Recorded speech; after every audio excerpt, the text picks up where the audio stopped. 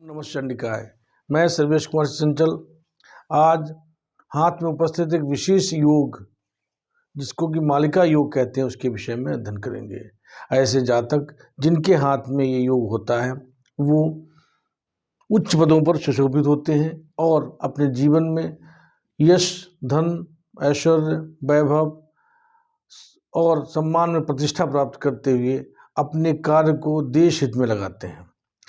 ऐसा मालिका योग विशेष तौर से उन लोगों के हाथ में पाया जाता है जिनमें 7 पर्वत, जो कि 2 छाया ग्रह होते हैं, छाया ग्रह में राहु और केतु आते हैं। इसके अतिरिक्त बृहस्पति, शनि, सूर्य, बुध, मंगल, चंद्र और शुक्र, ये जो 7 ग्रह हैं, ये 7 ग्रह मुख्य ग्रह माने जाते हैं। इन ग्रहों का पुष्ट होना इस योग में विशिष्ट माने रखता है और ये ग्रह अगर पुष्ट होते हुए उन पर आने वाली रेखा, जिस पर्वत पर जो रेखा पुष्ट होकर पहुंच जाएगी जिसके मध्य बिंदु में, वो योग बन जाता है। अर्थात अगर बृहस्पति पर कोई के मध्य बिंदु पर कोई रेखा बृहस्पति रेखा पहुंचती है तो बृहस्पति मालिका योग बनता है। शनि पर पहुंचती है मध्य बिंदु में कोई रेखा, भाग्य रेखा, तो उसको शनि मालिका योग कहते हैं। सूर्य पर पहुंचने वाले मध्य बिंदु में रेखा को सूर्य मालिका योग और बुध पर पहुंचने वाली मध्य बिंदु में रेखा को बुध मालिका योग कहा जाता है।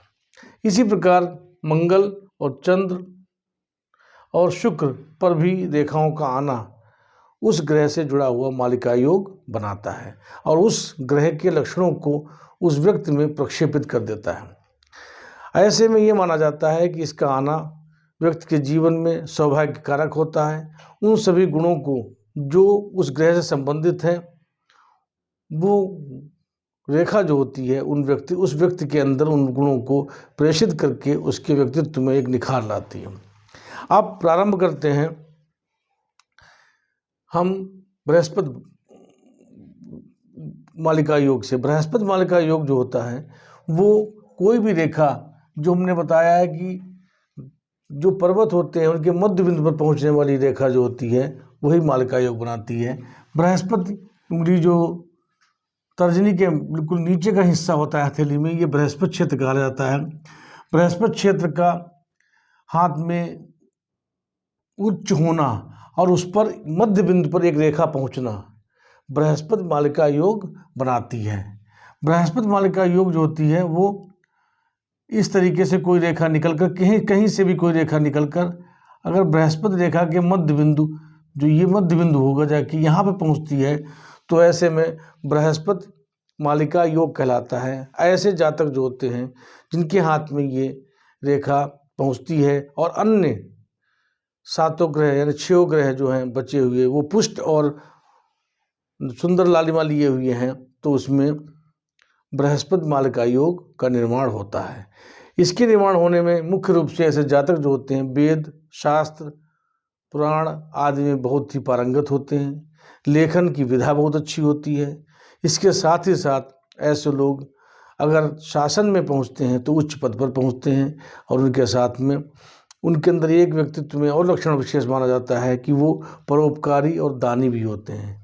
समाज के हित में जहाँ पर भी कोई आवश्यकता पड़ती है वो खुलकर दान देते हैं और समाज में अपना प्रतिष्ठित रूप से अपना नाम स्थापित करते हैं। इसके साथ में दूसरा पर्वत आता है शनि पर्वत, जो मध्यमा उंगली के नीचे का पर्वत होता है। ये पर्वत जो होता है वो शनि पर्वत कहलाता है। इसका मध्य बिंदु यहाँ पर बैठेगा जाके, ये मध्य बिंदु हुआ जाके इसका पर्वत का अगर कोई रेखा, जिसको भाग्य रेखा भी कहते हैं, शनि रेखा भी कहते हैं, वो अपने किसी स्थान से निकलकर, चाहे जो स्थान से निकले और जाती हुई शनि पर्वत के मध्य बिंदु पर पहुंच जाए तो ये शनि मालिका योग बनाता है। शनि मालिका योग जो होता है वो खास तौर से ऐसे लोग संघर्षशील होते हैं, दीर्घायु होते हैं और इसके साथ ही साथ गंभीर व्यक्तित्व के धनी होते हैं। उनके अंदर रहस्यमय व्यक्तित्व होता है। वो आवश्यकता की बातों को ही बाहर प्रदर्शित करते हैं, अन्य बातों को अपने अंदर रहस्य के रूप में सीमित कर लेते हैं। उसके साथ ही साथ ऐसे लोग दीर्घायु होते हैं, लेकिन इनके जीवन में संघर्ष अधिक होता है और संघर्ष के बाद में जब उनका संघर्षपूर्ण होता है तब विशेष सफलता प्राप्त करना उनके लक्षणों में आ जाता है। ऐसा माना जाता है कि ऐसे लोगों का भाग्य का प्रारंभ 36 वर्ष की अवस्था से प्रारंभ होता है और उसके बाद में वो अपना नाम अपने देश और विदेश तक में फैलाते हैं। ये शनि पर्वत पर बना हुआ योग जो है शनि मालिका योग हुआ। अब दूसरा पर्वत आता है सूर्य पर्वत। सूर्य पर्वत जो होता है अनामिका उंगली के नीचे का जो क्षेत्र है, ये जो क्षेत्र कहलाता है, ये जो होता है वो खासतौर से सूर्य क्षेत्र कहलाता है और इसका मध्य बिंदु यहाँ पर होता है। तो ये माना जाता है कि कोई भी रेखा किसी क्षेत्र से निकले और वो अंत में सूर्य पर्वत पर के मध्य बिंदु में पहुँच जाए तो वो सूर्य मालिका योग का निर्माण करता है। सूर्य मालिका योग का निर्माण भी इस तरीके से होता है। इस तरीके से सूर्य मालिका योग का निर्माण होता है और ये जो होता है खास तौर से ऐसे लोग उच्च पदस्थ अधिकारी होते हैं या किसी शासन में सचिव आदि के पद पर सुशोभित होते हैं। सचिव, प्रमुख सचिव या IAS श्रेणी के जो अधिकारी हैं उनका चयन इस श्रेणी के अंतर्गत होता है और ऐसे अधिकारी जिनका सूर्य मालिका योग बनता है वो विशिष्ट होते हैं। उनके मस्तिष्क की इतनी अधिक तीव्रता, शार्पनेस होती है कि वो कुशाग्र बुद्धि कहे जाते हैं और अपने ज्ञान और अनुभवों के आधार पर शासन का संचालन में विशेष मदद करते हैं। इस वजह से उनका नाम अपने देश में विशिष्टता के रूप में लिया जाता है। अर्थात सूर्य मालिका योग जीवन में विशिष्टता का लक्षण प्रदर्शित करता है। इसके बाद में आता है बुध पर्वत। बुध मतलब कनिष्ठिका उंगली के नीचे का जो पर्वत होता है वो बुध पर्वत कहलाता है। इसका मध्य बिंदु ये है, अगर कोई रेखा बुध पर्वत पर जाती है तो वो रेखा बुध मालिका योग का निर्माण करती है। बुध मालिका योग जो होता है वो विशेष रूप से ऐसे लोगों का मस्तिष्क, याददाश्त यानी स्मृतियाँ बहुत तेज होती हैं। वो अनुभवों के आधार पर अपने जीवन को जीते हैं। व्यापार के क्षेत्र में भी उनमें विशिष्टता होती है। ऐसे लोग जो होते हैं उनमें धन की चिंता नहीं होती, क्योंकि वो बुध उच्च होने के कारण अपने वाणी और अपने कर्म के माध्यम से इतना धन इकट्ठा कर लेते हैं कि वो उसको परोपकार में लगाने का उनका विशेष लक्षण बनता है और वो दान परोपकार में अपने धन का उपभोग करते हैं। प्राचीन काल में जो लोग थे कुएं और बावड़ी और सराय वगैरह बनवाते थे, वो इसी प्रकार के लोग हुआ करते थे जिनका बुध उच्च होता हुआ और बुध मालिका योग बनाता था। आज भी लोग विशेष तरीके से धर्म और परोपकार के क्षेत्र में अपने धन का उपभोग करते हैं, उनके हाथों में बुध मालिका योग पाया जाता है। इसके साथ में जो लक्षण बनता है वो अब आता है मंगल क्षेत्र। मंगल जो होता है वो नीचे का जो बुध के नीचे का जो क्षेत्र होता है वो मंगल क्षेत्र कहलाता है। उसका मध्य बिंदु यहाँ पे होता है। यहाँ पर मध्य बिंदु होना, मंगल क्षेत्र पर मध्य बिंदु होना, यानी ऐसे जातक जिनके मंगल पर मध्य बिंदु में मंगल के कोई रेखा जाए वो मंगल रेखा कहलाती है। ऐसे लोग साहसी होते हैं और ऐसे जातक जो होते हैं सेना या पुलिस में उच्च पद पर सुशोभित होते हैं और अपने उस व्यक्तित्व के कारण, वो अपने साहस के कारण उनको विशेष सम्मान मिलता है। ऐसे जातक जो होते हैं सेना में उच्च अधिकारी होते हैं और वो अपने शौर्य, अपने साहस के वजह से अपने क्षेत्र में अपने पद पर सुशोभित होते हुए अपने देश का नाम करते हैं। ये रेखा भी यहाँ से निकलती हुई मंगल पे कोई रेखा पहुँचे तो ये मंगल या भौम मालिका योग का निर्माण करती है। ऐसे ही चंद्र क्षेत्र जो होता है, चंद्र क्षेत्र जो यहाँ पर हथेली में नीचे का हिस्सा चंद्र क्षेत्र कहलाता है। चंद्र क्षेत्र पर कोई भी लाइन आना जो कि स्वस्थ और स्पष्ट हो और लाइन चंद्र पर्वत के मध्य तक पहुँचे, ऐसे में माना जाता है कि ऐसे लोग जो होते हैं जिनकी कोई रेखा चाहे वो मणिबंध से भले ही निकली घूमती हुई चंद्र क्षेत्र पर पहुँच जाए, ऐसे में चंद्रमालिका योग माना जाता है।